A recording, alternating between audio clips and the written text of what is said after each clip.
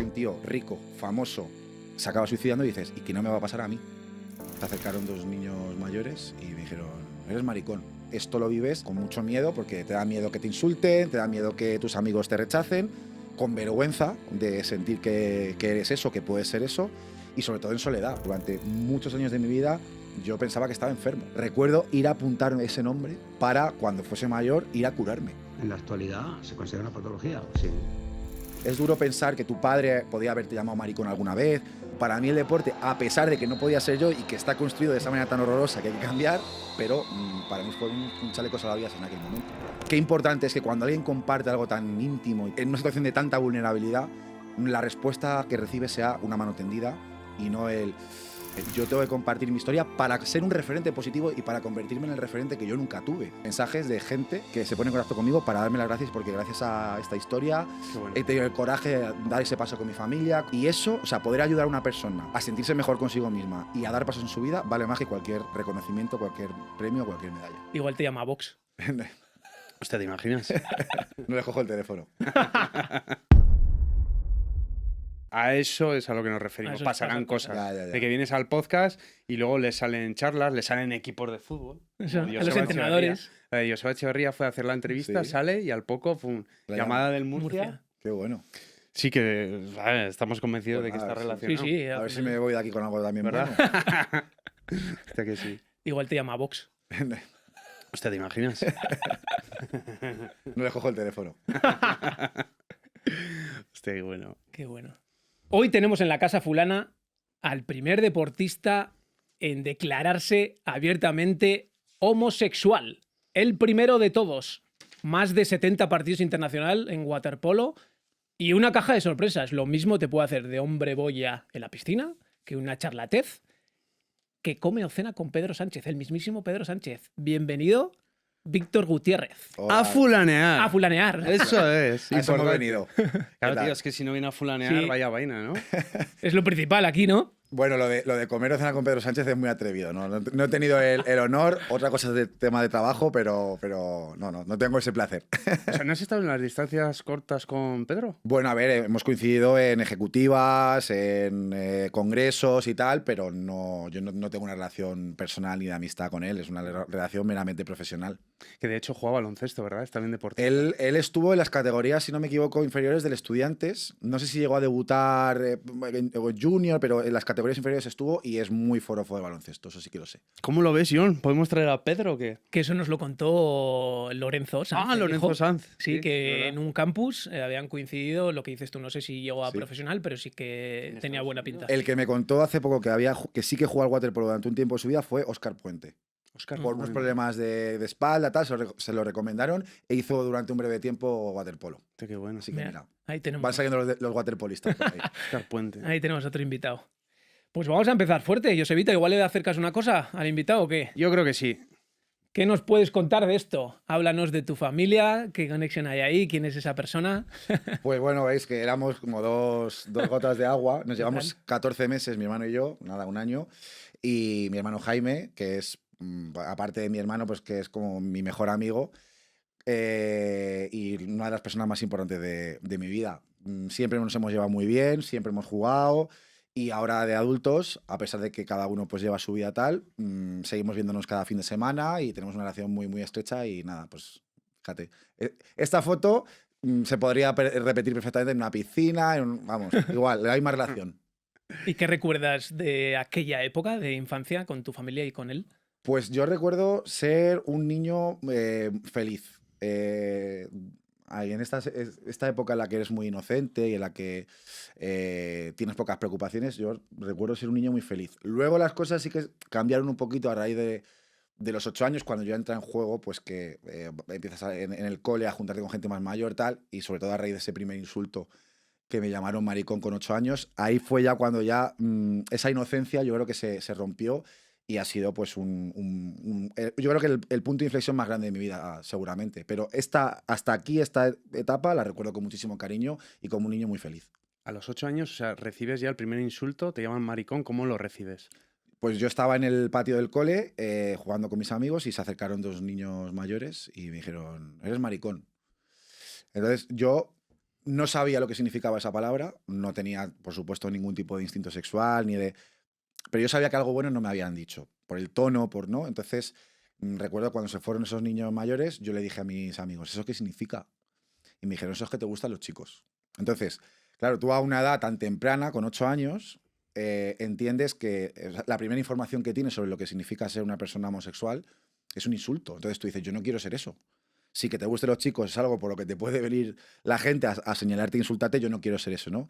Y a raíz de ese momento, mi vida comenzó como una hipervigilancia, que significa que yo empezaba a analizar qué es lo que había visto en mí para que me dijeran eso. Entonces yo empecé a analizar cómo andaba, cómo me sentaba, con quién me juntaba, cómo me reía, para intentar eliminar eso. Hostias. Y claro, te pasa todo esto sin herramientas. Y entonces, al final, durante una etapa de tu vida, pues final de la infancia y sobre todo toda la adolescencia, tú esto lo vives con mucho miedo, porque te da miedo que te insulten, te da miedo que tus amigos te rechacen, con vergüenza de sentir que eres eso, que puedes ser eso, y sobre todo en soledad, porque ese miedo y esa vergüenza te impiden contárselo a tus amigos o a tus padres, y entonces es una etapa que yo la recuerdo pues fea, ¿no? Toda esa inocencia que decía, toda esa felicidad, pues empecé a construir un personaje para intentar mostrar otra cara y tapar todas esas cosas que no me gustaban. Claro, y empiezas, como dices, a compararte, ¿no? Te vigilas y dices, hostias, a ver cómo me comporto, si me comporto de diferente a ese niño, a ese, ¿no? Empiezas, hostia, eso es muy duro, lo que dices tú, sobre todo con 8 años y sin herramientas. Claro, porque además ya a esa edad empiezas a... Cuando tienes ese primer contacto con lo que significa ser una persona LGTBI, en este caso homosexual, ya te empiezas a coscar de más cosas. Ya empiezas a ver que... más que es estructural, ¿no? O sea, quiero decir, llevo haciendo waterpolo desde los 8 años, natación de los 2. Estaba ya extendido en el deporte el comentario de no corras como una niña, no chutes como un maricón, ves la tele y ves que hay los pocos referentes que hay se ríen de ellos, que si la entonces claro, tú primero la información primera que tienes es un insulto, que es algo negativo, y luego toda la información que vas teniendo es un ridículo, es una burla, entonces lo último que quieres es ser eso. Y todo eso es lastre que vas echando a la mochila, a la mochila, a la mochila. Y bueno, pues desgraciadamente se tardan muchos años en entender que nada de esto es malo y en abrazarte a ti mismo. Pero durante muchos años de mi vida yo pensaba que estaba enfermo. Hostias. Pensaba que estaba enfermo porque era la información que tenía, era lo que se contaba, era lo que tú veías, ¿no? Entonces, bueno, pues es una etapa complicada, complicada. Pensando que estás enfermo, ¿llegas a pedir ayuda? No, no, en absoluto. Yo, como te he dicho, o sea, toda esa vergüenza, ese miedo te impiden. O sea, yo lo que me dedicaba era a intentar autoconvencerme de que era una etapa de una fase. Porque claro, la primera vez que me lo llaman yo no tenía instinto sexual. Pero cuando a los 12, 13 años, que ya estás en la pubertad, empiezas a ver que tus compañeros pues llevan la típica revista guarra porno al cole y no sé qué, y se empiezan a hablar de las chicas, no sé qué, y a ti, claro, yo notaba que eso no me interesaba. Entonces empiezo a darme cuenta de que efectivamente eso que me habían dicho lo era. Hostia, soy un maricón.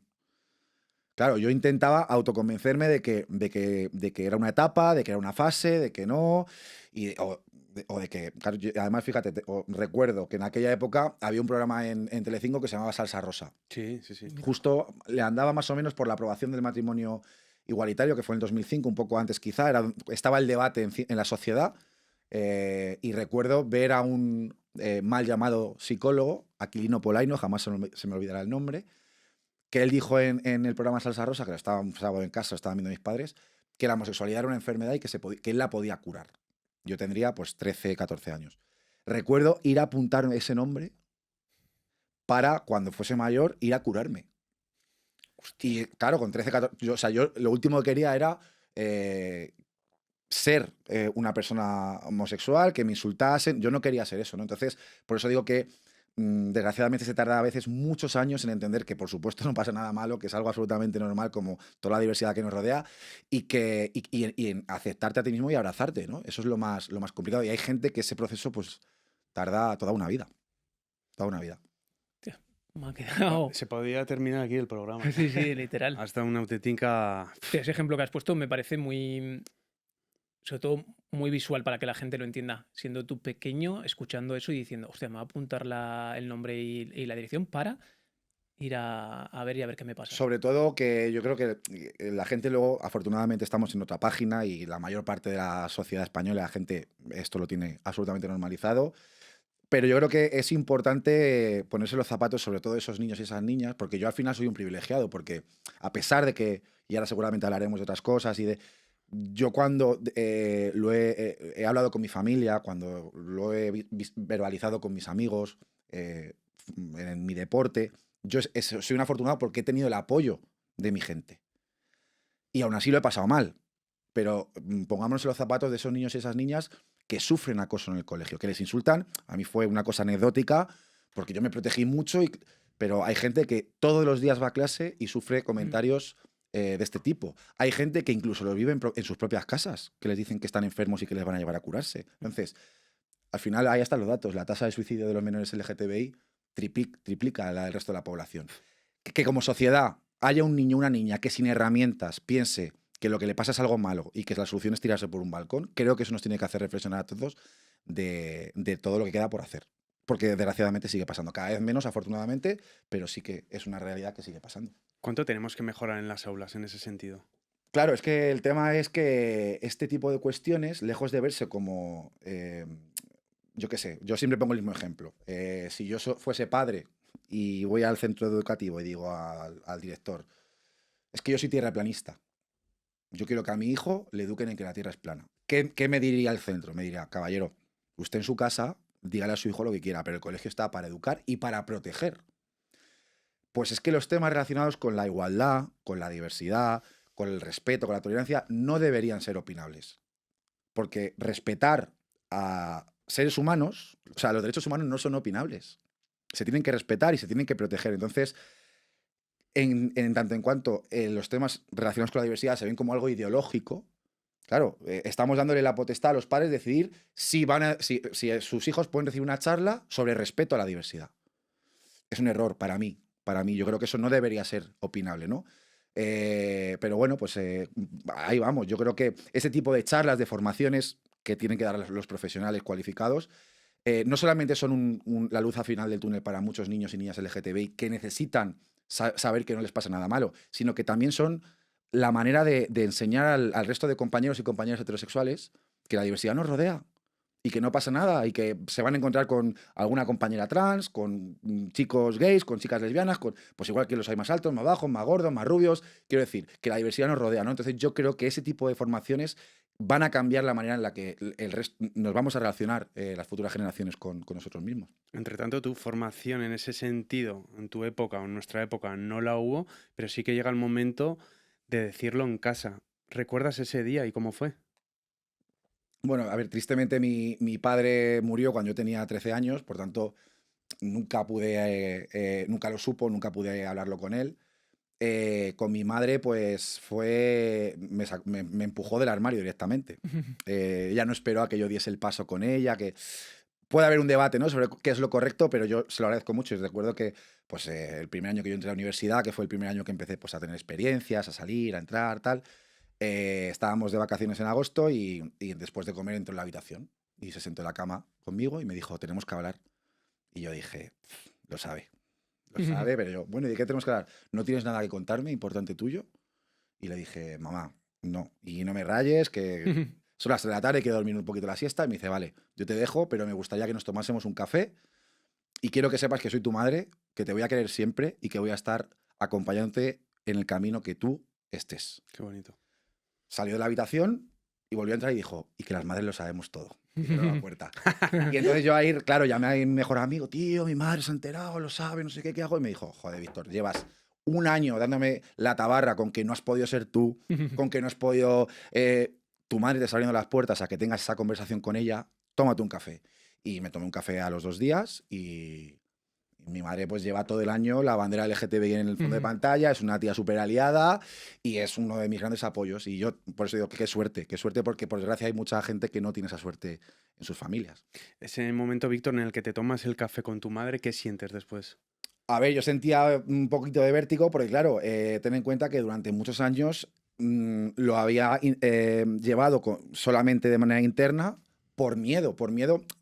Yo no tenía miedo a que mi madre me echase de casa, pero sí existe ese miedo que es compartido por muchas personas LGTBI a decepcionar, a hacer sufrir, ¿no? Entonces dice, bueno, yo lo sufro y lo llevo yo, pero yo no quiero compartir ese sufrimiento, no quiero que nadie sufra por cómo soy, ¿no?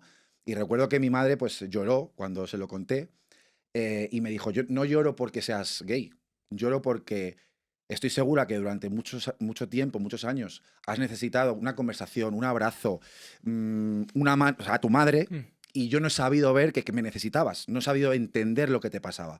Y luego me dijo, y bastante jodida es la vida, que a todos nos hacen daño, como para tener algo por lo que la gente pueda ser más mala contigo y te pueda hacer daño, ¿no? Y bueno, eso es instinto de protección maternal, pero bueno, ya está. No, yo es que o sea, os contaba esa coraza que me puse, Eso es. esa careta, que bien lo hice, que ni en casa mi madre ni ningún amigo tal supo leerlo. O sea, el nivel de hipervigilancia y de tener cada detalle atado para que nadie me pudiese hacer daño por esa vía fue un éxito, porque todo el mundo pensaba que yo era un chico feliz cuando en realidad estaba sufriendo mucho por no poder ser yo. ¿Te das cuenta el papel que se construyó como actor? Total. Es que yo Bueno, quería es ser que actor. todos. Yo quería ser actor. de Mira, pequeño. ser actor. Sí, quería ser actor. Al final también es verdad que todos nos creamos un personaje, ¿sabes? Por las Sí. cosas que te van ocurriendo, vas lidiando con lo que te va pasando. Aquí hay un tema muy importante, Víctor, que tengo de unión contigo, sobre todo porque mi padre falleció hace 3 años, se lo llevó el cáncer y se me quedaron conversaciones pendientes con él, varias. Entonces quería saber si contigo te pasó lo mismo, qué sientes en ese tema. A ver, yo con mi padre tenía una relación. A ver, se fue cuando yo era era muy pequeño todavía, tenía 13 años. Pero es verdad que yo siempre he sido muy bravo, muy de discutir, muy de decir las cosas.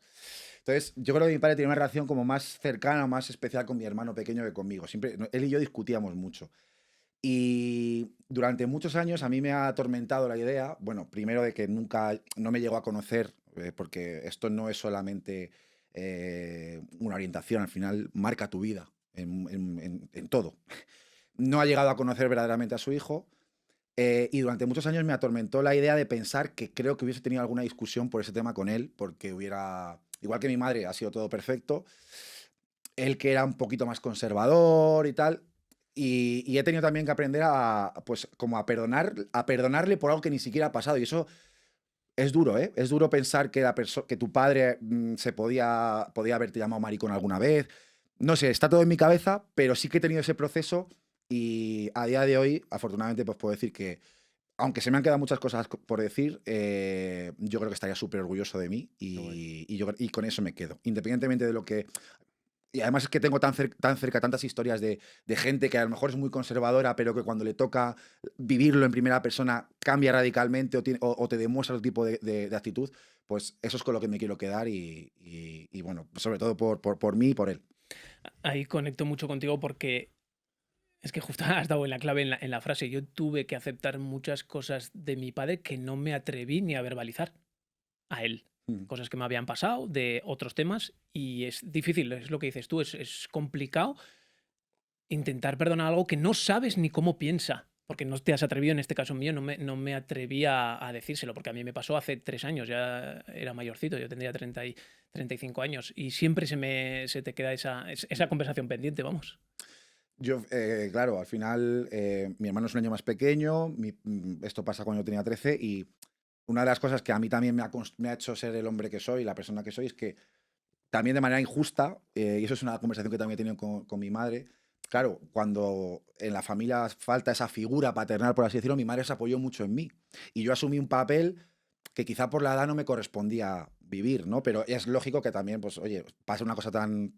Yo me acuerdo que, por ejemplo, cuando volvíamos a casa después que nos dicen las notas, mi hermano, yo le preguntaba, ¿cuántas te han quedado a mi hermano? Me decía 2. Y muchísimos años después, y le echaba la bronca, y no sé qué, no sé cuántos.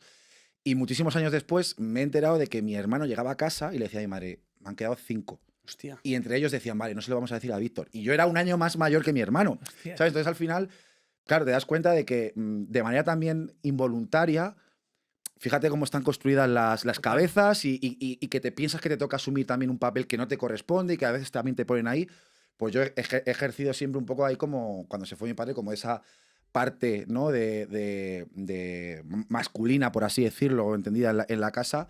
Y bueno, pues también ha sido también un proceso para mí soltarme de eso.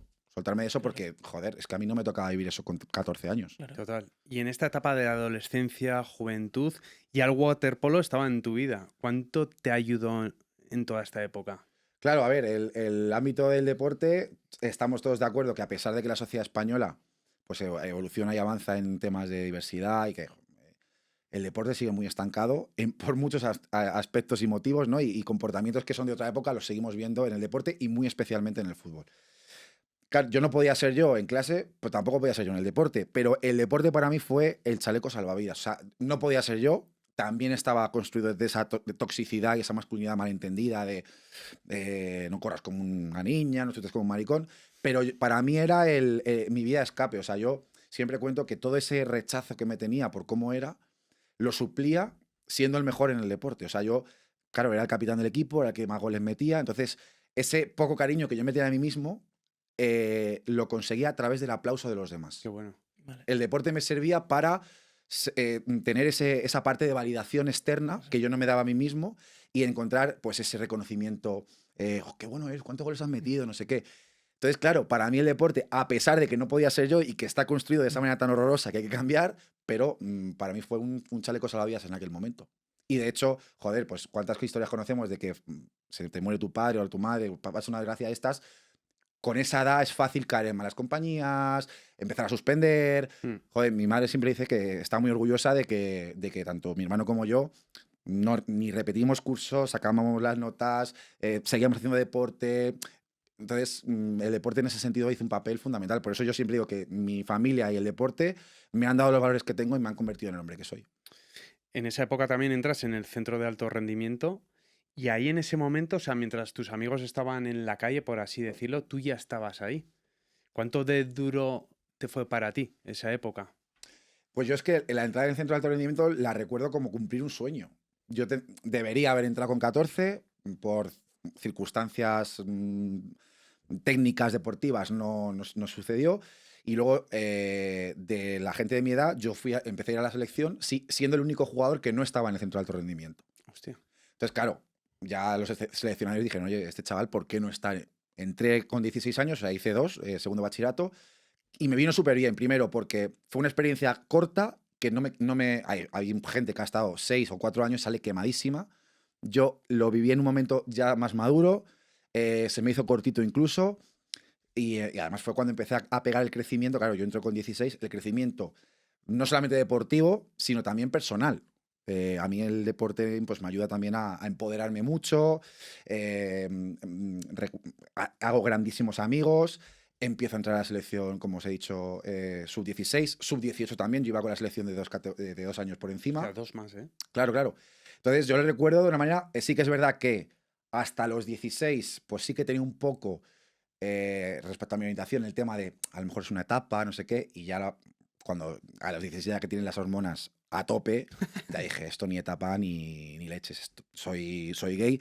Y además fue la época también donde yo por primera vez se lo cuento a mi mejor amigo, justo en segundo de bachillerato. Llega un momento que no puedo más, o sea, digo, para mí es más importante. En mi cabeza había muchísimos miedos de que se enterasen, de que se empezasen a burlar de mí, de que eso me tuviese que empujar a abandonar el deporte y de cumplir mi sueño de ser profesional y llegar a la élite. Pero poniéndole la balanza, para mí pesaba más poder ser yo con una persona, aunque fuese, quitarme la careta de una vez en mi vida, a el miedo a perder la posibilidad de cumplir mi sueño deportivo, ¿no? Y entonces a mi mejor amigo, que lo sigue siendo a día de hoy, estábamos con la selección, concentrados en Barcelona, y le dije, tío, te tengo que contar una cosa. Y se lo dije llenísimo de miedo por todos esos escenarios terribles que se planteaban en mi cabeza. Dice, me gustan los chicos. Y me dijo, ¿y cuál es la noticia? O sea, quiero decir, sigues siendo tú, eres mi mejor amigo. Y eso me dio una confianza. Qué bueno. O sea, al final, qué importante es que cuando alguien comparte algo tan íntimo y en una situación de tanta vulnerabilidad, la respuesta que recibe sea una mano tendida y no el... Porque entonces, claro, toda esa autoestima que yo gané se hubiese convertido en desconfianza, en miedo, en vergüenza. Así que, bueno, yo esa etapa de la adolescencia y del centro de alto rendimiento la recuerdo como una etapa maravillosa y de muchísimo crecimiento. Y ahí esto es pura curiosidad, ¿eh? ¿Intuía algo? ¿Te dijo algo? No, porque claro, en esta estrategia de crear ese personaje, claro. Lo hiciste muy bien. Claro, es que yo era como el que más con más chicas ligaba, el que más no sé qué. Entonces, claro, todo lo contrario, fue como sorpresa. Pero tú. Pero al final todo eso forma parte, pues eso, de esa careta y esa coraza de intentar aparentar lo que no eres, ¿no? Por eso necesitaba contar ahí, porque es que era tan pesado el estar interpretando constantemente a alguien que no eres. Y yo, joder, hay quien dice que a las personas LGTBI nos roban una parte de nuestra vida. Y es verdad. En mi caso han sido 10 años, desde los 8 hasta los 17, 18 más o menos. Cosas tan normales como escribir una notita en clase a la chica que te gusta, pedirle salir a la chica que te gusta, cogerle la mano, darle un beso, todas esas cosas que todas las personas han vivido de manera absolutamente normal y bonita, yo no he podido vivirlas. A mí me las han robado, porque no podía ser yo. Entonces yo necesitaba ya no vivir eso, por lo menos poder contar mis pensamientos a una persona. Poder decir, tío, mis amores, mis desamores, mis... O sea, es que, claro, es que no puedes ni hablarlo. Entonces llegó un momento que era tan pesada esa losa, decir, joder, es que no puedo ser, nadie me conoce de verdad, que poniendo esa balanza, dije, me merece más la pena poder ser yo, por lo menos con una persona, al miedo a lo que pueda pasar. Y afortunadamente salió todo bien. Y hablando de ser yo, llega un momento, si no me equivoco, en 2016, que ya declaras abiertamente que eres homosexual, pero ya de cara para afuera. Sí, porque claro, una vez salgo del centro de alto rendimiento, ya ficho por el Canoe, mi primer contrato profesional, empiezo a cumplir mi sueño, estar en la élite, empiezo a entrar con la selección absoluta, nacional. Entonces, sí que es verdad que se produce todos esos pasitos que yo había ido dando en bachillerato, pequeñitos, vuelvo atrás en la parte deportiva, porque claro, aquí ya soy cola de ratón, ¿sabes? Vale. No, soy el chaval de 18 años en el vestuario con gente de 35, de 30, de 27. Otra vez los escenarios terribles en mi cabeza de, y si ahora que tengo un contrato profesional y empiezo a cumplir mi sueño, se enteran, me dicen, yo no me cambio con un maricón. O y si suben al presidente y le dicen y me rescinden el contrato, claro, todo eso aparecía en mi cabeza. Digo, no, yo quiero cumplir mi sueño de ser profesional y dedicarme al waterpolo. Entonces, al armario. Pero por otro lado, entré a la universidad. Y en la universidad ya no estaba en esa burbuja del deporte del centro de alto rendimiento, sino que nadie me conocía y podía ser yo. Y entonces fue un año de empezar pues también a experimentar, a entenderme, a abrazarme, a darme cuenta de que no me pasaba nada malo. Entonces empecé a llevar como esa doble vida, ¿no? Y de manera absolutamente natural, pues durante unos años pues fui cada vez quitándome más esos complejos, esas barreras mentales, hasta que llegó un momento que, mira, dejé de fingir, yo ya no fingía que me interesaba por chicas, mi núcleo más cercano del equipo lo sabían mis amigos, lo sabía mi familia, estaba en una situación cómoda y decidí que tenía que compartirlo públicamente. ¿Por qué? Pues porque si yo había tenido esas dificultades siendo un privilegiado, dije, y esos chicos y esas chicas que no tienen esa posibilidad y que verdaderamente lo están pasando mal, yo me acuerdo que buscaba referentes, porque es que es lógico buscar gente como tú. Sí. Y me acuerdo buscar deportistas gays, futbolistas gays, me acuerdo que busqué. Y me salió uno, Justin Fasanu. Justin Fasanu, que fue un futbolista inglés de la década de los finales de los 80, principios de los 90. No era un paquete, o sea, fue el primer jugador negro por el que se pagó 1 millón de libras en la Premier League, en la liga inglesa. Salió públicamente del armario en la revista, en el periódico The Sun, en 1990. Y yo, ostras. Y seguí leyendo, en 1998 se suicidó. Oh. ¿Por qué? Por la incapacidad de encontrar equipo, por el hostigamiento público que sufrió, por el rechazo de los fans, por el rechazo de sus compañeros, por el rechazo de su propia familia. Entonces, claro, tú con 17, 16 años estás buscando un referente que te dé valor para enfrentarte a lo que viene y lo que te encuentras es que un tío rico, famoso, se acaba suicidando y dices, ¿y qué no me va a pasar a mí? Entonces, yo, cuando ya tuve esa estabilidad emocional de mi familia, de mi equipo, dije, yo tengo que compartir mi historia para ser un referente positivo y para convertirme en el referente que yo nunca tuve. Para que cuando alguien busque alguien como él o como ella, por lo menos pueda haber un ejemplo de decir, mira, pues yo soy gay y estoy en la élite del deporte y no pasa absolutamente nada y tienes que ser valiente, porque la vida es muy corta como para vivirla con miedo, con vergüenza o encerrado en un armario fingiendo ser quien no eres. Así que voy a compartir esto para intentar ayudar a otras personas y pues creo que es lo más bonito y lo mejor que he hecho en mi vida. Es muy Fue esta grande. etapa, ¿no? Que te conviertes en icono Sí. del deporte. Sí, sí, a mí me llegó en un momento de mi vida, o sea, lo hice en un momento de mi vida, como digo, con pues, mucha estabilidad emocional. Seguramente, esto también es divagar, ¿no? Pero si yo hubiese salido públicamente del armario con 18 años, hubiese sido diferente, porque, claro, yo en este momento ya era el capitán del equipo, ya tenía un peso en el club, tenía un peso, bueno, ya había ido a la selección, quiero decir, no era ese chavalito. Entonces, claro, también, desgraciadamente, no debería ser así. Todo el mundo debería poder ser quien es sin miedo, sin tener que elegir el momento, pero las reglas del juego funcionan diferente, ¿no? Entonces yo también elegí el momento en el que sabía que a pesar de que, bueno, podía llegar alguna cosa mala, los pilares de mi vida estaban bien asentados y que, aunque llegase alguna cosa mala, teniendo a mi familia, teniendo a mis amigos y teniendo el apoyo de mis compañeros, bueno, pues lo podría sacar adelante y, bueno, pues hasta hoy. Dices, Víctor, que podía llegar alguna cosa mala. ¿Realmente llegó? No, todo lo contrario. O sea, sí que es verdad que cuando vas a dar ese paso, de nuevo te entra el vértigo porque dices, ¿qué necesidad tengo yo? Si yo estoy cómodo, no tengo ningún problema. Claro, esa exposición pública te puede traer cosas buenas, pero también te puede traer cosas malas. En el caso de un futbolista, claro, ya no es enfrentar los patrocinadores. Enfrentarte cada fin de semana a 50.000 personas en una grada llamándote maricón. El rechazo de tus compañeros. En el waterpolo, la grada, bueno, podría haber algún, pero vamos, hay un comportamiento muy diferente al que se produce en los campos de fútbol, por tanto, no me preocupaba. Patrocinadores, ojalá los tuviéramos. O sea, ojalá a nivel individual, quiero decir. Por tanto, yo eliminé un poco eso y sí que me daba más miedo pues, la exposición de que al final, cuanto más en el ojo público te pones, pues más vulnerable. Yo me acuerdo cuando se salió la noticia en Marca, en As, me metí a leer los comentarios. Ah, sí. Claro, para ver un poco. Y es que, claro, era terrorífico. Terrorífico, Sí. claro, porque la gente detrás de una pantalla y desde el anonimato dice de todo, ¿no? Que luego no es la realidad de lo que te encuentras por la calle. Pero bueno, en mi caso no me pasó nada malo, sino todo lo contrario. Me llegaron patrocinadores. Ah, sí. Claro, que esto parece como que a veces hay gente que lo cuenta con vergüenza, con la boca pequeña. Yo entiendo que cuando hay tanta oferta de deportistas, pues las marcas quieran acercarse a alguien que además de la parte deportiva aporta un valor añadido. En este caso, la visibilidad, la lucha por los... Y yo siempre tuve claro que no quería que fuese mi salida de armario algo anecdótico. Quiero decir, hago la portada y ya. No.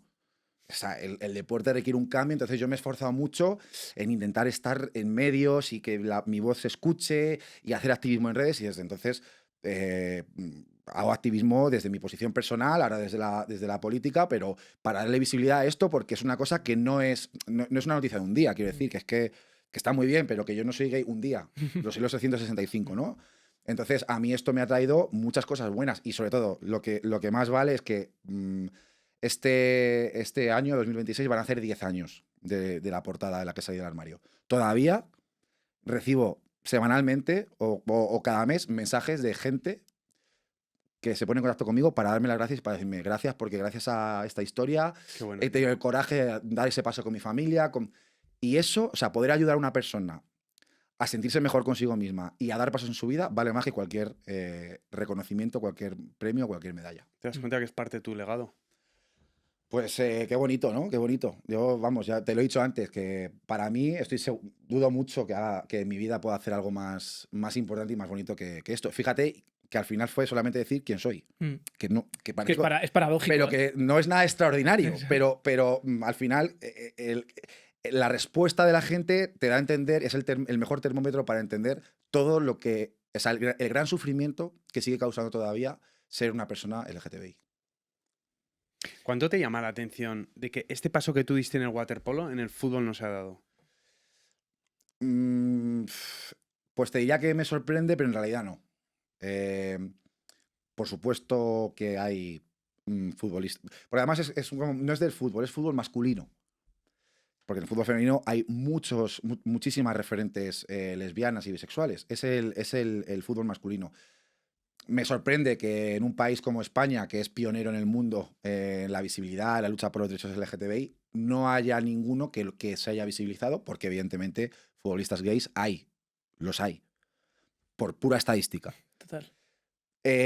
Lo que pasa es que aquí se pone mucho el foco en el deportista y yo lo pongo más en todos los actores que conforman el deporte. Quiero decir, si tú vas a visibilizarte y decir que eres gay, un futbolista del Madrid, del Barça, del Atleti, pero nadie te asegura que te van a llamar maricón hasta el día que te retires 50.000 personas.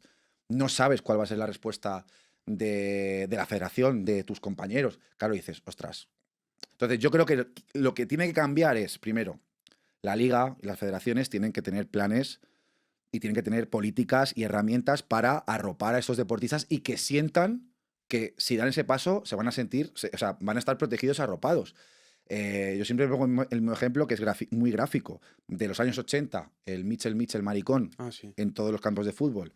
20 años después, década de los 2000, Guti maricón en todos los estadios de fútbol de España. Sí. Es que hasta hace 2 días hemos escuchado Cristiano maricón. Son 40 años de tiempo y los mismos comportamientos. Entonces, no pongamos tanto en el foco en el deportista, sino en cómo estamos trabajando para hacer del fútbol un espacio seguro y que sea el futbolista el que diga, "Sí, claro que voy a dar el paso.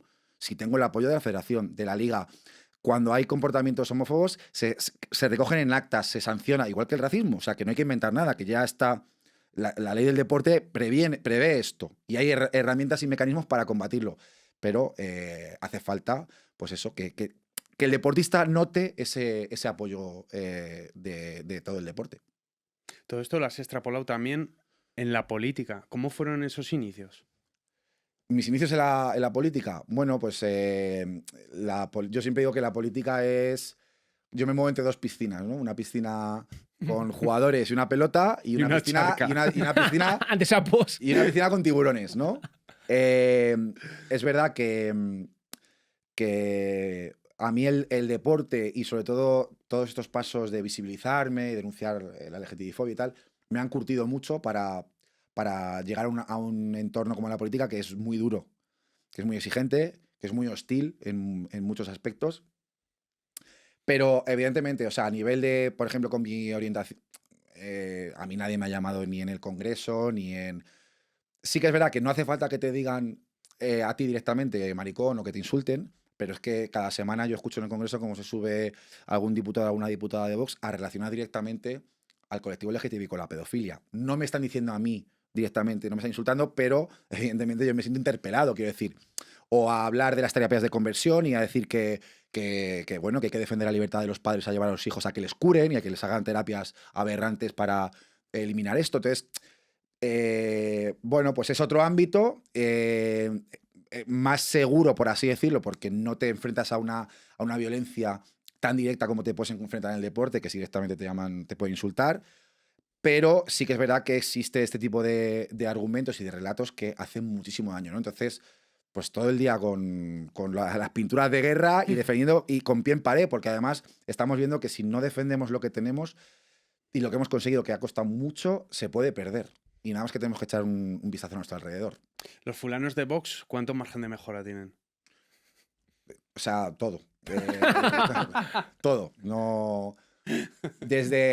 Yo respeto muchísimo y por eso estamos en una democracia, que cada persona pueda libremente votar a quien considere y creo que dentro de todos los partidos, incluido Vox, hay personas que intentan poner lo mejor de sí para construir un país mejor. Otra cosa es pues la ideología que tengan y tal. Ahora, yo creo que hay una cosa que no debería ser, y lo hemos hablado al principio, que no debería ser debatible, y son una línea roja para todos los partidos, y es los derechos humanos. En cuanto hay un partido que a mí no solamente es que no quiera que yo me pueda casar, porque tengo una creencia religiosa y diga que no se llame matrimonio, que piensa que estoy enfermo y que defiende el derecho a que a mí me puedan llevar a un sitio a aplicarme terapias para curarme, o que me relaciona mi orientación y quién soy yo, mi identidad, con la pedofilia, o que dice que las personas trans son enfermas y que, claro, es que esto no... O que niega directamente la violencia machista, dice que eso no existe. con lo que hemos visto este verano, que niega el cambio, claro, es que nos lo pone muy difícil, ¿no? Entonces, no es un tema, son muchas cosas y sobre todo, como te digo, se puede discutir de economía, pero los derechos humanos no deberían ser un objeto de debate y por desgracia, pues para este partido lo son. Entonces, el margen de mejora que tienen es todo. A ver, ¿qué te pasa, John? Que me has traído aquí a las 7 de la mañana a echar un café, me has hecho madrugar, cuéntame. Ya se vaya, lo sabes. Llevo 15, 20 años en esto del fútbol y yo te diría que 10 con el dinero parado en un fondo que no me da nada. Tú, John, no me digas que 10 años de futbolista y no has movido la pasta. Ahí, paraete, sin hacer nada, sin rentabilidad. Pues ya me dirás qué quieres, que te ayude, qué quieres... Claro, tú estás metido en todo. Pisos, actor, tienes de todo, échame un cable. Bueno, no soy tu niñero, John. Yo solo te puedo decir que conozco a unos fulanos que se llaman SR Financial, a mí me han ayudado. Si te resuena que a ti te sienten, te miran a los ojos, te escuchen y te ofrezcan lo que necesitas, yo te puedo pasar el contacto de ellos. Vale, me estás diciendo que esos van a poner mi dinero y van a sudar más que yo en pretemporada. Sí, o que te van a hacer moverte más que Martín Fiz en las maratones que se corrían en los años 90. Si eso te resuena... Me resuena. ¿Y cómo puedo acceder a ellos? Bueno, a ver, muy fácil. Tienen la web y el correo electrónico srfinancial.es o info@srfinancial.es si les quieres escribir un correo. Y estará todo abajo en la descripción. Resumiendo, fulano, escuchar, ofrecer y hacer trabajar tu dinero. Todo. Y a mí esto me crea curiosidad. ¿Algún momento te has sentido que quizás en la política te hayan utilizado como un poco de bandera? ¿Sabes? Que no crean tanto en lo que tú estás exponiendo aquí, sino que digan, joder, vamos a aprovecharnos del momento. ¿Eso lo has pensado en algún momento? A ver, yo evidentemente no considero que sea una persona ingenua. Yo sé que le soy útil a la política y que la política también se nutre, y eso ha pasado siempre, pues de personas que son referente o que tienen una voz importante en determinados sectores. Quiero decir, es muy habitual que a activistas importantes de movimientos sociales, movimientos migratorios, movimientos LGTBI, se les haya captado porque esa voz al final pues tienen repercusión, arrastran una masa de voto y son importantes, ¿no? Entonces, yo creo que eso es sano, quiero decir. El activismo es muy importante, pero el activismo es lo que empuja a que la política recoja esas reivindicaciones y cambie las cosas sacando adelante leyes, ¿no? Pero también tiene que haber en la política gente que viva esas realidades y que, quiero decir, yo por supuesto que soy una persona comprometida contra el racismo, pero yo no he vivido el racismo. Por mucho que yo sea un aliado y sea una persona comprometida, quien mejor va a saber trasladar a la política lo que se necesita para luchar contra el racismo será una persona racializada. Yo soy una persona feminista y que cree en la igualdad, pero yo no he vivido las barreras y dificultades que vive una mujer por el hecho de ser mujer. Entonces, creo que es importante que haya también voces que sepan trasladar a la política y trabajar desde dentro para cambiar las cosas con nuestras vivencias, ¿no? Entonces, yo no me siento utilizado. Yo creo que el partido ha sabido leer esa oportunidad, y yo creo que, sinceramente, siempre lo digo, creo que le aporto más a la política de lo que la política me aporta a mí, porque al final os aseguro que, en contra de lo que muchas personas creen, es muy duro estar en política. Muy duro, por la exigencia, por la polarización o la toxicidad que hay, por las cosas a las que tienes que enfrentarte. Entonces, bueno, tiene un coste personal muy elevado en tus relaciones personales, familiares. Yo cada 15 días voy al psicólogo para también manejar y gestionar todo. Hay un coste personal muy elevado que evidentemente asumes, pero yo siento que para mí eso es una etapa y que yo estoy aquí ahora porque le aporto más de lo que la política me da, y cuando se sienta que no, pues para eso he estudiado y para eso me he formado y pues haré otra cosa. Entiendo que ahí también hay aprendizaje. Muchísimo, eso es una masterclass. Eso es una masterclass. Total. De gestión de crisis, de trabajo en equipo, en fin. Es una etapa que está siendo dura, pero muy bonita, y el aprendizaje es total. Algo de lo que hablamos Joseba y yo mucho son lo que se aprende con las conversaciones incómodas. ¿Tú has tenido muchas conversaciones incómodas dentro de la política o en tu entorno? Sí.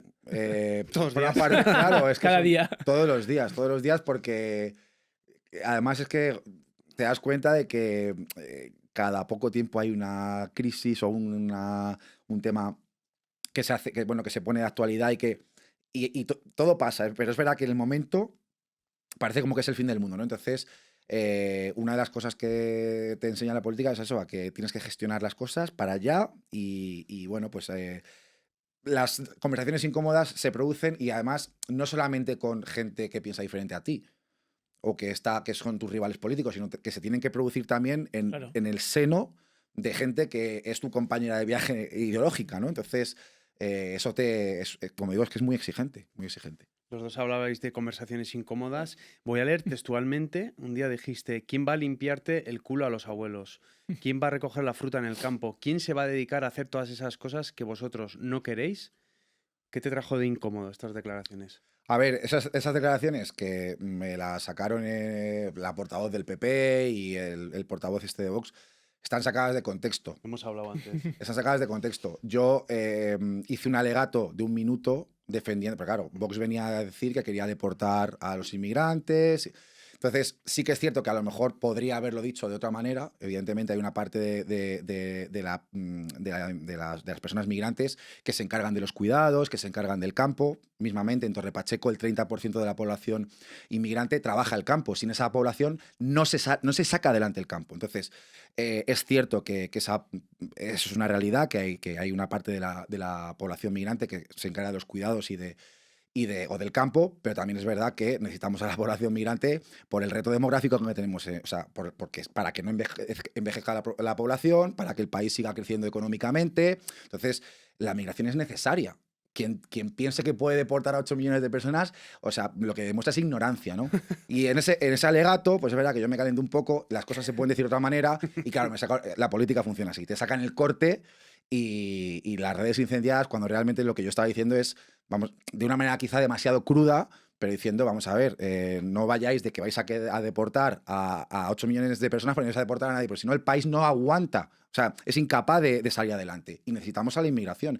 Y lo que pretendía de decir es que no se caiga en el discurso racista y xenófobo de vincular inmigración con delincuencia, Entonces, bueno, pues así funciona. La verdad que fueron 2 o 3 días de un poquito de jaleo por redes, pero son declaraciones absolutamente descontextualizadas y desde luego yo no voy a permitir lecciones de quienes lo que hacen es agitar las calles para que haya cacerías de migrantes, como hemos visto desgraciadamente este verano, ¿no? Gente que, estos partidos políticos que agitan las calles para que la gente vaya a partir cabezas.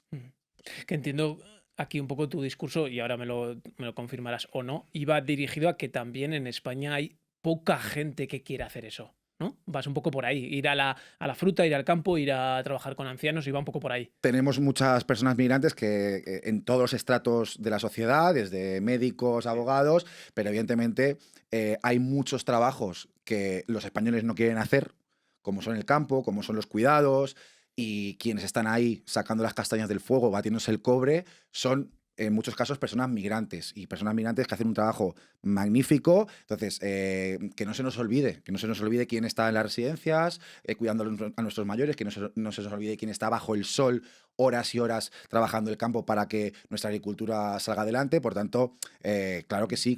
Y el que no lo sepa, pues que se informe. Y he puesto el dato encima antes de la mesa, ¿no? En Torre Pacheco, donde se ha ido a cazar a los migrantes, que hay el 30% de la población que es migrante, principalmente trabaja el campo. Y sin esas personas no saldría adelante el campo. Entonces, bueno, intenté salir de ese discurso racista y xenófobo de Vox, pero lo retorcieron un poquito de aquella manera para volverlo contra mí. Y aquí, Víctor, ¿no crees que yo desde fuera, la línea es delgada entre, y hablo de inmigración, esa gente que acabas de nombrar tú, muy necesaria, que viene de países fuera de España y vienen a hacer un trabajo increíble, a esos que no vienen o sea, que vienen a hacer el mal, vamos, que hay gente de todo? ¿Cómo se lidia con esa, para mí, delgada línea?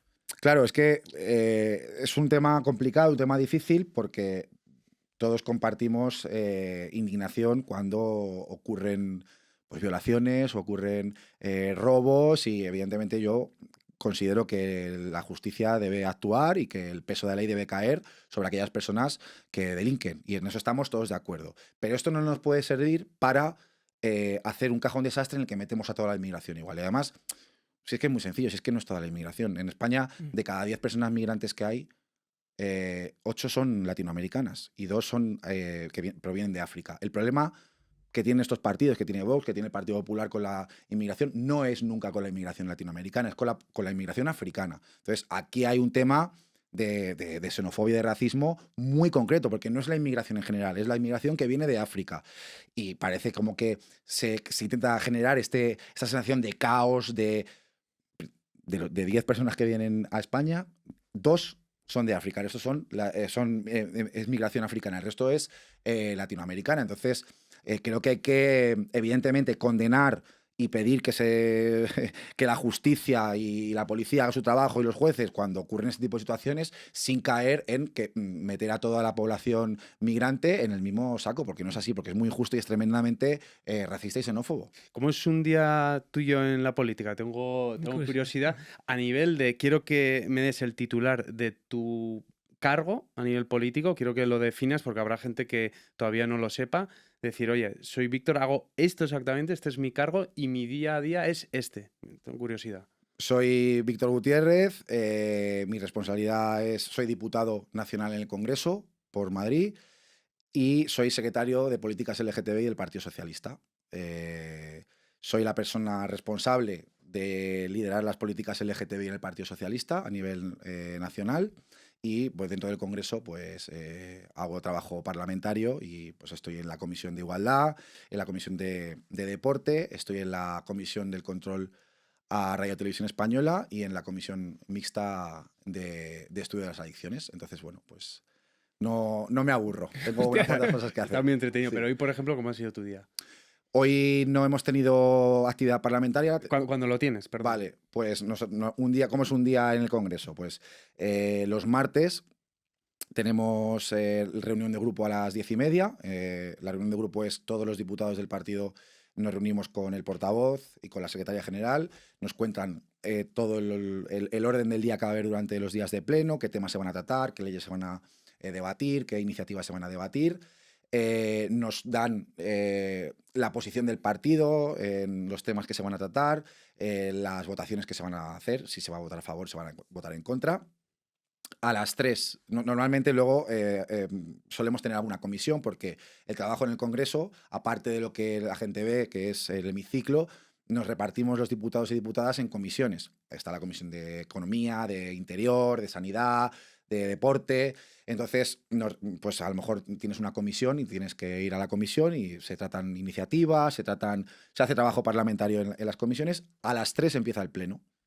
Empieza el primer punto de orden del día y bueno, el pleno de los martes suele acabar sobre las 8:30, 9 de la noche. Hostia. Siempre con votación, se votan las cuestiones.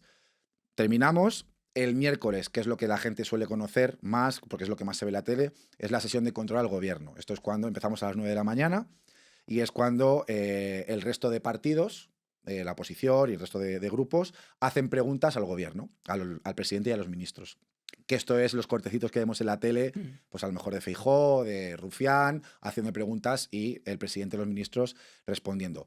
Luego, una vez acaba la sesión de control, se sigue con la actividad. Normalmente los miércoles solemos acabar sobre las 5 o 6 de la tarde, empezando a las 9. Y el jueves igual, empezamos a las 9 de la mañana. Si se ha quedado algún punto del martes porque ha acumulado tal, también se ve, se termina la actividad parlamentaria y terminamos también de votar. Y los jueves suelen ser más rápido. Normalmente pues empezamos a las 9 y solemos acabar sobre las 2, 3 de la tarde. Y nada, esa es la parte de trabajo. Hay muchas veces que cuando acaban los plenos tenemos comisiones, tenemos más trabajo parlamentario que hacer y esos son los 3 días que tenemos la actividad parlamentaria y luego tenemos que encargarnos de las responsabilidades de partido. Y hay muchas veces que tengo viajes, que me voy a la Comunidad Valenciana porque se va a aprobar la ley de no sé qué relacionada con el colectivo, o me han invitado a dar una charla sobre la ley trans, que no sé qué, a Galicia. Entonces, bueno, las semanas... Entretenido. Sí, son entretenidas. Martes, miércoles, lo más duro e intenso, viernes fiesta y jueves de farra, ¿no? ¿O no? Hombre, a ver, mira, yo, claro, sigo compitiendo. Entonces, Claro. en todo este barullo tengo que sacar tiempo para entrenar y luego los sábados tengo competición. Tenemos partidos, ¿no? Es verdad que si a lo mejor pues tengo agenda de partido, no compito, lo primero es lo primero, pero yo todo el tiempo libre que tengo lo dedico a poder competir, que es lo que más me gusta, y evidentemente, como cualquier persona normal, después de competir o si tengo tiempo libre, también me gusta quedar con mis amigos para tomarme una cervecita o una copa y desconectar. Víctor, Fulano, si queréis días de 48 horas, aquí tenéis a Víctor, os explica cómo hacerlo. antes de ir a la fuloneta, Víctor, la última pregunta relacionada con esto. entiendo que ahora tu sustento o lo que te da de comer, tu salario o la gran parte viene de la política, ¿también del deporte? ¿O ya el deporte es modo, no es profesional?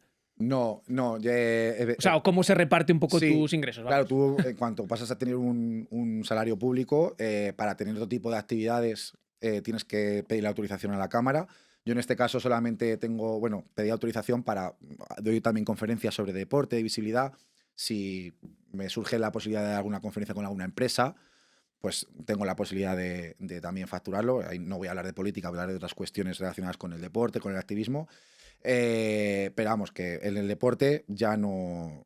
No, aparte, como también tengo una situación tan particular que voy de semanas que voy 4 días, otras que voy 1, voy nada más que tengo una placita de garaje para llegar rápido, aparco y ya está. Y luego encantadísimo, vamos, por amor al arte total. Cuando yo jugaba a fútbol había jugadores que entrenaban un día a la semana y jugaban, ¿eh? Eso siempre ha pasado. ¿Hasta cuándo vas a estar en la política? Es que eso nunca se sabe. Puede ser 1 año más, 6 meses o 7 años, no lo sé. Yo de momento creo que, como te he dicho antes, le soy útil, disfruto de lo que hago, creo que estoy en un lugar en el que se puede trabajar para cambiar a mejor la vida de las personas, especialmente las personas LGTBI. Por tanto, bueno, de momento eso nunca se sabe porque es todo muy, muy volátil, pero de momento estoy muy, muy contento y espero aguantar esta legislatura entera y a ver qué pasa la siguiente. Es verdad esa afirmación que escucho muchas veces, que diputado que se retira y lo deja se le queda una renta vitalicia. No. ¿Tú lo habías oído? Algo no sabía realmente, pero sí que algo había de los diputados, pero no sé cómo funciona. No. Una vez acaba, A tu casa. claro. Seguimos fulaneando. Claro, venga, vamos a seguir. Que te gusta a ti la presentación esta, ¿eh? Dale, ahí está. hostia, mira la cámara. Señoras y señores, damas y caballeros, fulanos y fulanas, llega el momento que todo invitado teme, pero que el público ama. En este glorioso pero humilde plato, nos disponemos a jugar a la irremediable, irrefutable y siempre peligrosa, la fuloneta. Y con todos nosotros tenemos hoy... ¿A quién tenemos, John? Víctor Gutiérrez. Bienvenido, Tienes que Víctor. calentar la muñeca, ¿eh? Que vas a tener que tirar bien. Ahí, calienta. John Echeide te va a explicar un poco Sí, de nada, qué va tío. esta vaina. Chicos, hoy no hay pelotas. Hoy hay medallitas pequeñas de plata. Hemos tenido un pequeño percance, así que se va a tirar con unas fichitas que hay ahí. Entonces, cada uno tiene... Pero se me estaba resistiendo. Sí, les hemos dado aceite. Y... ¿qué me A ver, cada uno... la pequeña 3. Eso es 3, 2 y 1. Y Hay un ranking. el tú. primero va el señor. Un abrazo para Martín Fiz, 7 puntazos. Lleva, 3, 4, 5, 6 meses ya ahí en el Y las liderato. preguntas van en orden de dificultad, va por... Correcto. Las más Correcto. fáciles son las de 3. Chico listo. Eso es. La pequeña es No, la, la más más fácil, puntúa y es la esa más es la fácil. más La más fácil, La menos pequeña, fulano. La menos fácil. La más menos fácil, estas. Eso es. ¿Esta es la menos fácil? Vale. No, la de fuera, de hecho. Si fallas, Si fallas, claro. esa es la más Vale. puñetera. Claro, es que aquí tengo mucho que perder porque Sí. siendo deportista, waterpolo, ahora no meto ni una y... Tienes mucha Pues, presión. escucha, ha habido- Calienta, que está calienta. cerquita, pero... Escucha, Calienta. que aquí ha habido gente de baloncesto y ha Sí, fallado sí, como... Sí, eso es la típica. Las 2 primeras calienta, te dejamos. Eso. Si fallo, No, si cuidado, fallo hay es pregunta. calentamiento. Si entra, Eso Eso- no, Bueno, Eso sería fuera. de calentamiento, ¿cuántas? Hemos 2. dicho. Dos, echa un par ahí. Bueno. Es la mitad. Ese ha ido. ¿De medio? No, ha caído en Bueno, medio. pero te has Pero acercado, has tirado tío. bien. Me gusta lo que has hecho. Pues aquí estamos las fichitas de John Echeide con aceite y vinagre. No, son del señor Adri, ¿eh? Las fichitas. Mm. Venga, la que cuenta ya. Primer lanzamiento. Buena. ¡Oh! Puntazo, bueno. ¡Qué rico! Todo sumar, ¿es? Víctor, vamos con la pregunta. Si pudieras dar un curso express de diversidad a un político, ¿a quién pondrías de alumno number 1?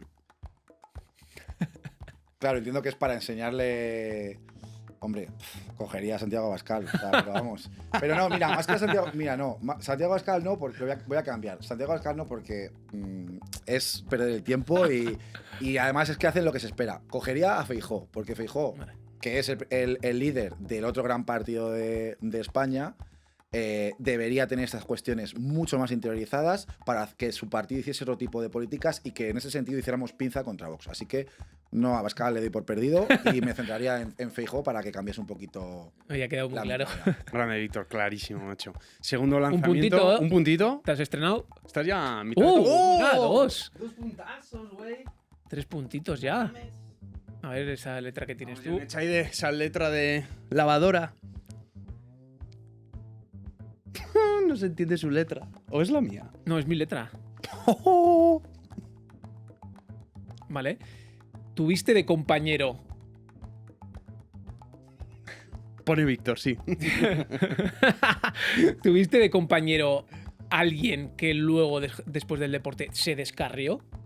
¿Acabó mal? ¿O ha acabado mal? Sí. Sí. Hay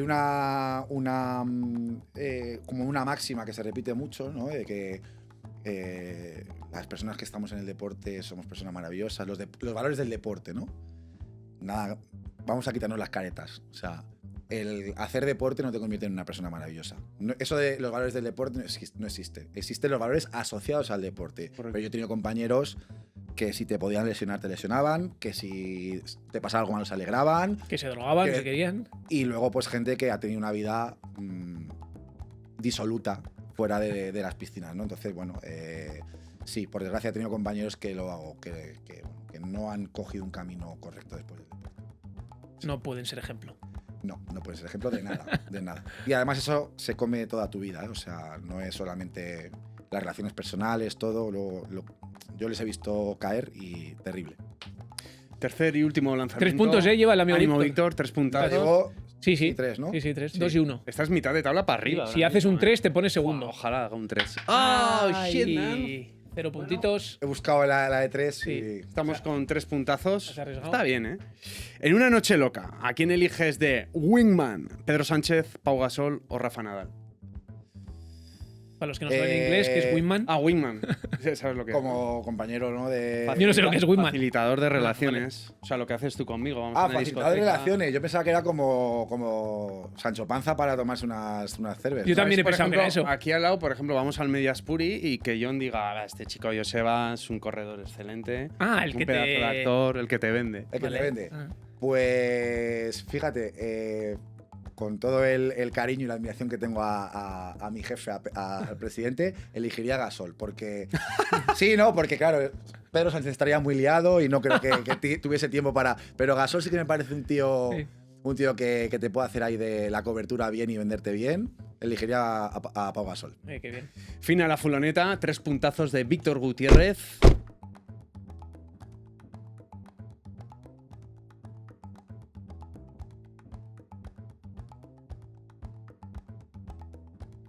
Víctor, ¿esta cámara es tuya? Si se ha quedado algo en el tintero, pues es tu momento. Pues nada, daros las gracias por este ratito, que lo he disfrutado mucho.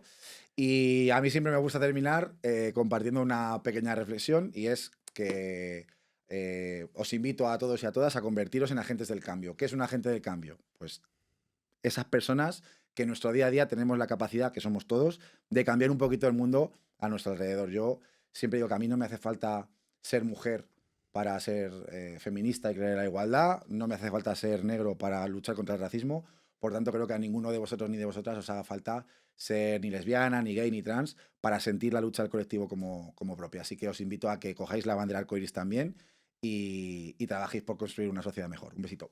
Hostia, Grande, tío. creo que ha sido el mejor final, ¿eh? Sí, de hecho se aguanta muy bien la mirada en la cámara. Que Bueno, normalmente Ha hay dicho pudor. arriba ha dicho algo muy interesante, que creo que te gusta la comunicación, que te gusta Claro, estudié periodismo y acto, comunicación audiovisual y bueno, pues Se nota. Se nota. A John le suele gustar decir, oye, si tienes una pregunta random para los fulanos o Sí, para si quien quieres saber sea, algo más de nosotros o si no ya despedimos. o igual el no, programa. igual dices tú, tío, yo me quiero ir a entrenar, venga, chavales, vamos. no, a mí sí que me gustaría saber cómo empezó este proyecto, o sea, si os conocíais de antes y cómo comenzasteis este proyecto, qué es lo que queríais. Porque podcast hay muchos, pero es verdad que le dais un enfoque diferente, le dais un enfoque como mucho más personal, mucho más con temas así como sociales también. Entonces, ¿qué es lo que os motivó a dar este paso? Versión elevator pitch, hago yo la primera venga. parte, ¿te parece? Porque Sí. como viene en un origen mío, por Venga. así decirlo, Lo primero, nos conocemos de hace poquito, 4 años. 3-4 años. 4 años, 4 y pico, sí, por ahí. No, más de 4, con la tontería final. Pandemia, ¿no? Sí, sí, sí. 20, pandemia, sí, casi 5. Este año 5 hacemos. Resulta que yo, motivado por el entorno, voy dando pasos a nivel de ir a la universidad, a ADE, porque es una carrera seria, por así decirlo, cuando yo en mis tripas sentía que quería ser actor, que a día de hoy lo soy, pero en ese momento hago ADE, porque también me gustan los negocios y no me arrepiento para nada. ¿Qué ocurre? Que voy dando pasos, empresa privada, yo me sentía vacío y digo, tío, me pasa algo, no sé qué cojones es. Tengo que empezar a escarbar en mí, me refugio en el desarrollo personal, empiezo a hacerme preguntas, empiezo a deliberar y digo yo, tío, esto quiero vomitarlo hacia afuera.